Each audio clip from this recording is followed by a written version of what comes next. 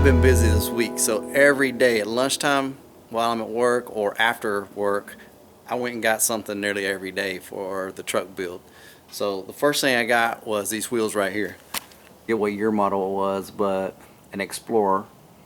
And they've got some big old all-terrain treads on them. It's actually all mixed. These are some kind of, they're just bald. I mean, that's not what I need them, but you see this one's on my Explorer rear end. And so it's the right lug pattern.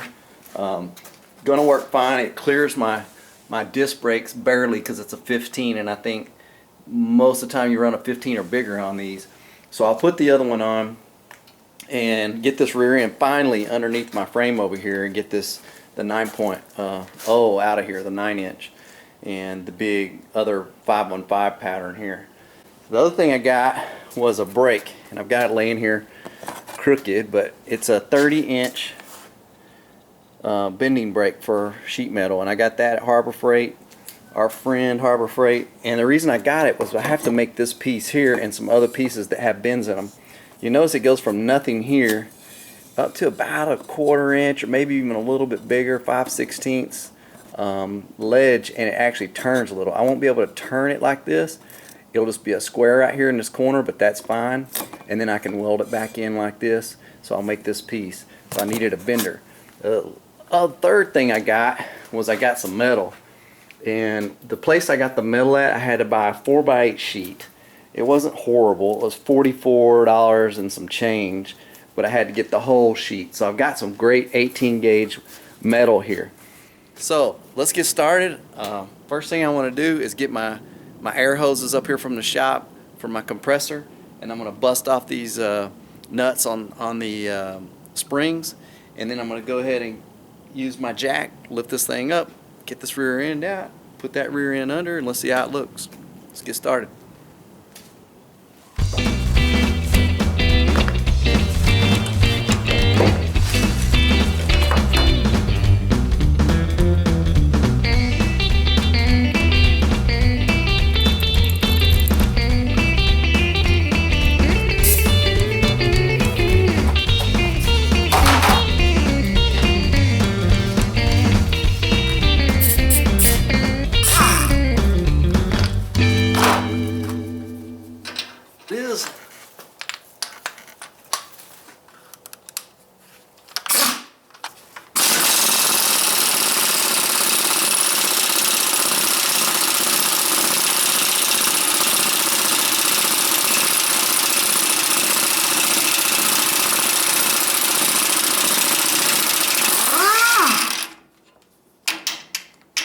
Boy, that was a lot of work.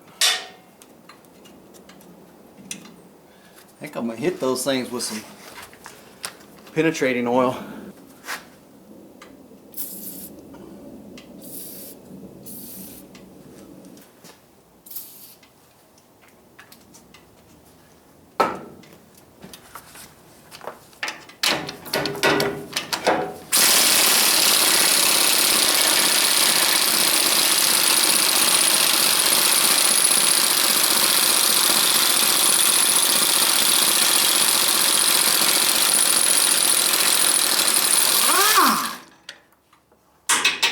Twice as fast. And if I let them sit overnight, it'd probably be better.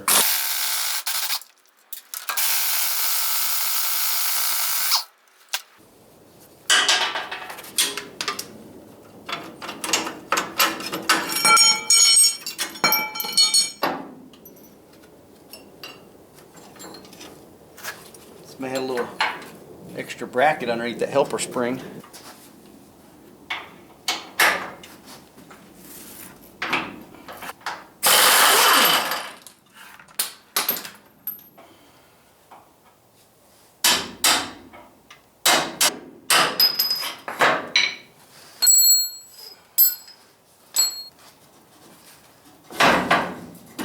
Alright, that one's free. Let's do the other side.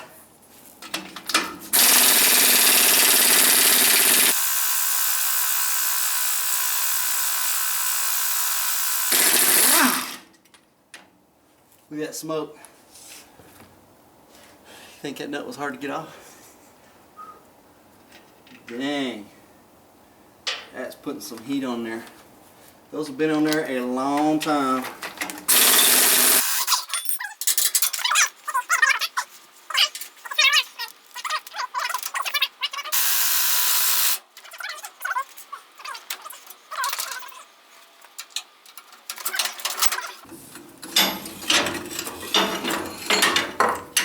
Well, that didn't come off as elegant as I thought. Come off. Do the same thing we did on the other side. Let me get this. This is the helper spring. So I might as well do it now.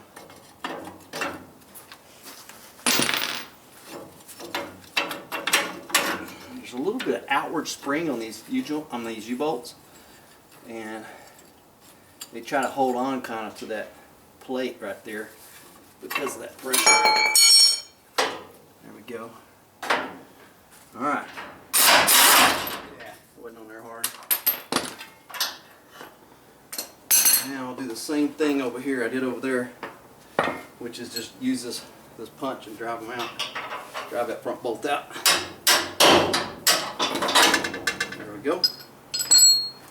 Now I should be able to lift this up, get it off of that spring perch. There's a bolt right here in the middle that kind of hangs on it if you don't do what I just did. And then I probably could just hang this back up in here to keep it up out of my way. Like that. The other side the same way.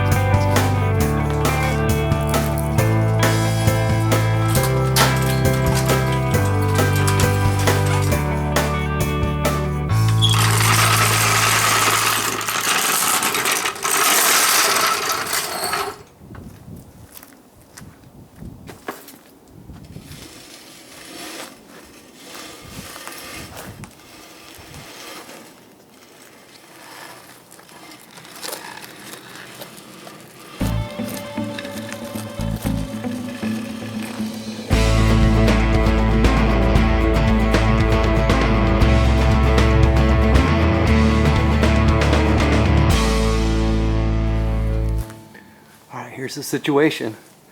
I got the truck up on these two big old jack stands.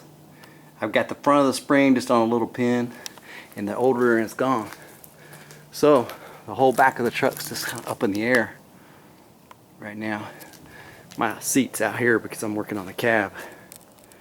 But you can see those leaf packs are just kind of hanging here.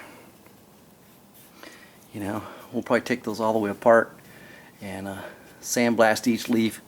I think I'm going to drop a few of these leaves off. We'll probably keep the top, maybe the top 4 of them. We'll have to play with the ride height and see what I want to do. But I might not keep all these on here. Anyway, let's get the other rear end under here and see how it does.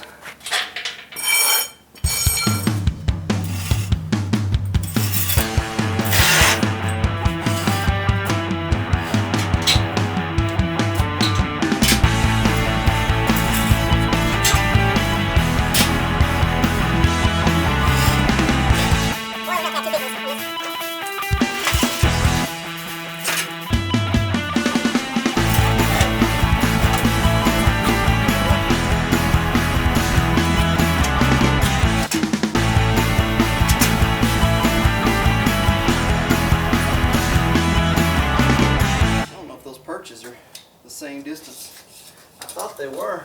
Let's see what I got over here. 39 and 3/8. 40 1/4 actually. To figure out what we gotta do, we might have to move those on that other axle. Move. Okay, that definitely ain't gonna work.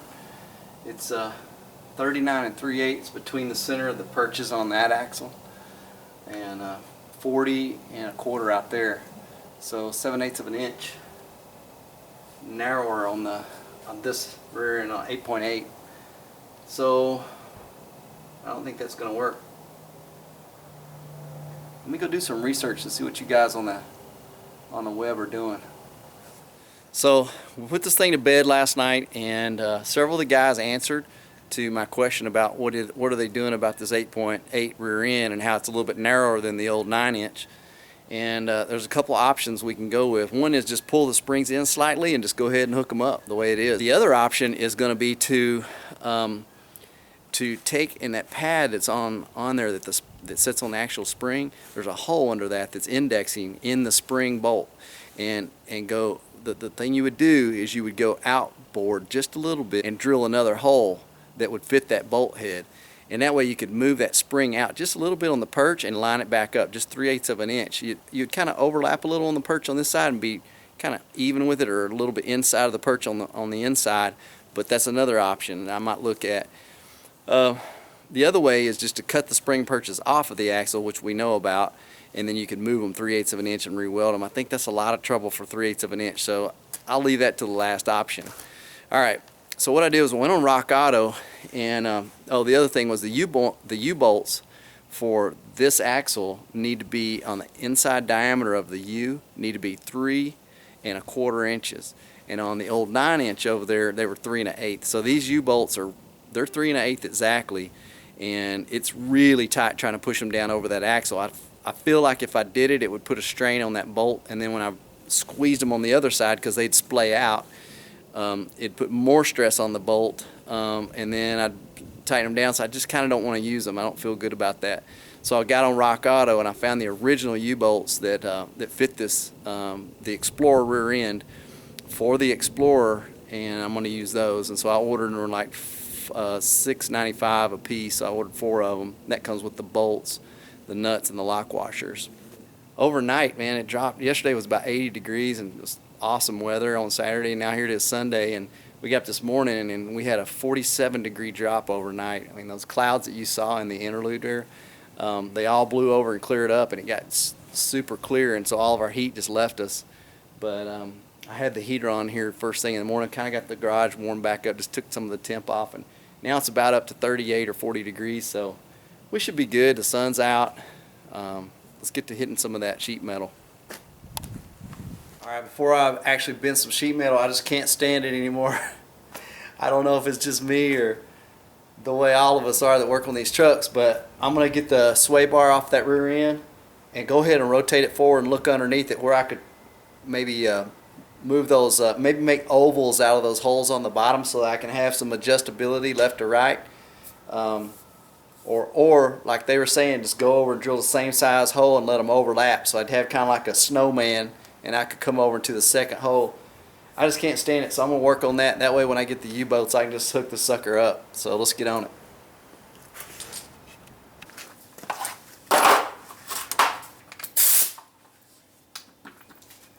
First of all, I'm going to take those little upright, I'm not really sure what they'd be called, just the attachment arms that go up. They cut them at the wrecking yard, just cut them off with the torch, and I've got new ones coming from Rock Auto. So I'm going to take those off first. Just so you know, those are 18s.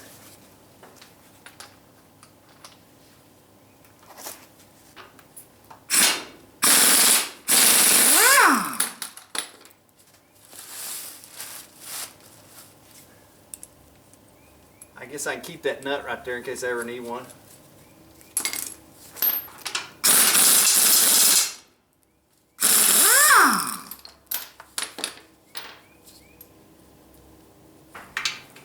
It's that odd 13. I thought it was a 14, but it's a 13. Okay, let's get these off.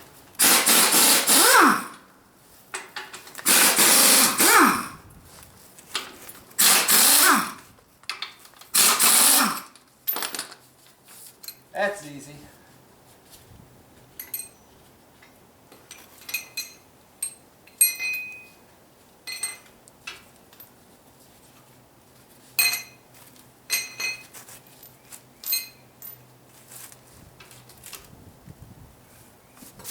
All right, there's one crazy looking Ford sway bar rear.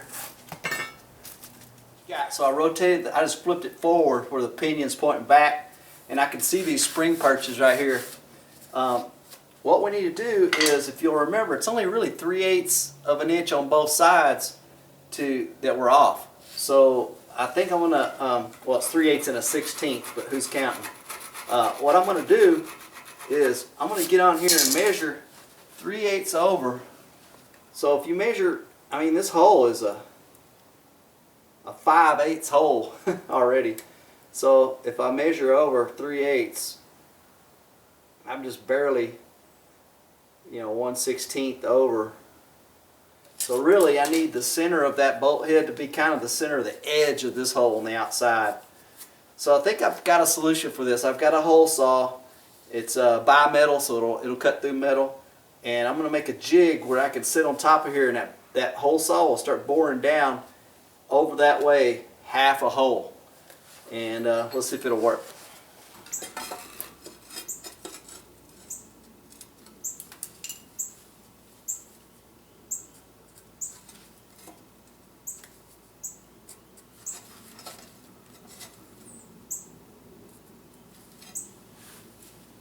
Alright, that's where I want to make the hole.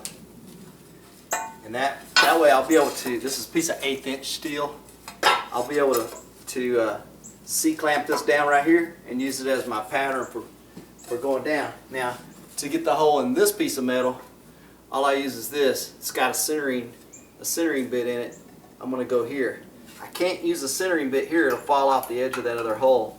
So I'm going to use this, once it has a hole in it, as my template to hold just this outside shield. This outside cutter will spin inside this hole and start cutting on down into this. That's my plan. Let's see how it works. I'm going to use this 2x4 as a backer.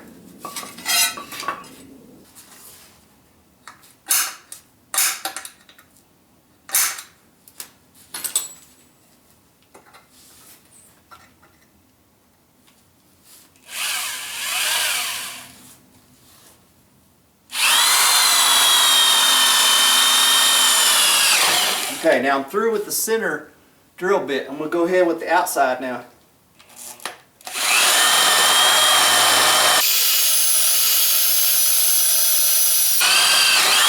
Okay, I'm through. And now I have a hole in here that'll hold my bit right where I want it. Right where I want it.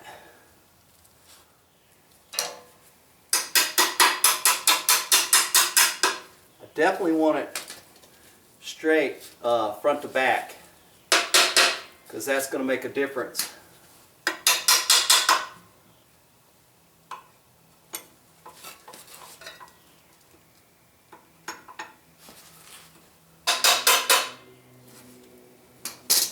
Alright. Can you see in there how I'm going to cut half of that hole now? Again, giving me a 3/8 center off. Hopefully these will hold. You don't want to move. Okay, now I have to take my center piece out of here.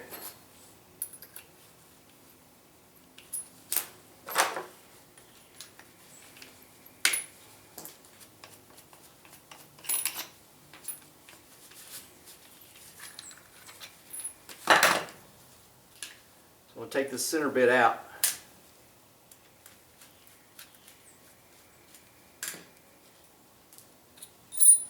And just use my collet without a center bit. Let's see how this works, guys. You'll see it right here if it worked.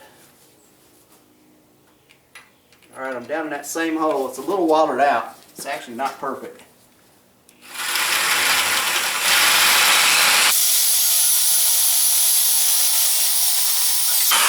Boom! And when I look at the piece I have left over, it's a little moon shape. And that's how you can take a moon shaped piece off the side of a hole. So now I'll take this plate over there and do the same thing on that side. And we will be able to set these springs where they go. Right in the right spot.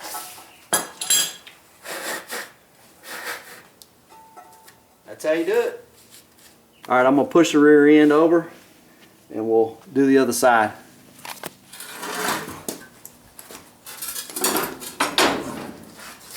That side's on.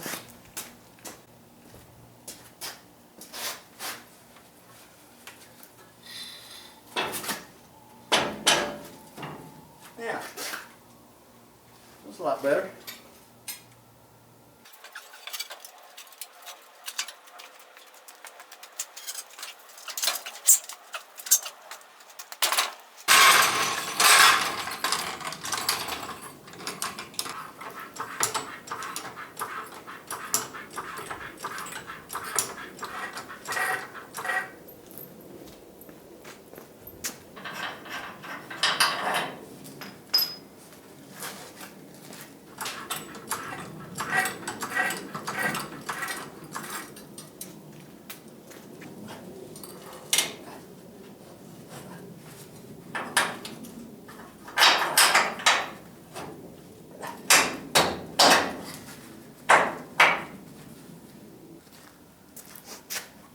I had to put these C-clamps on here just to hold it still. Let that rear end pick up the frame as I go up with the jack. Let's see if I can get that to work.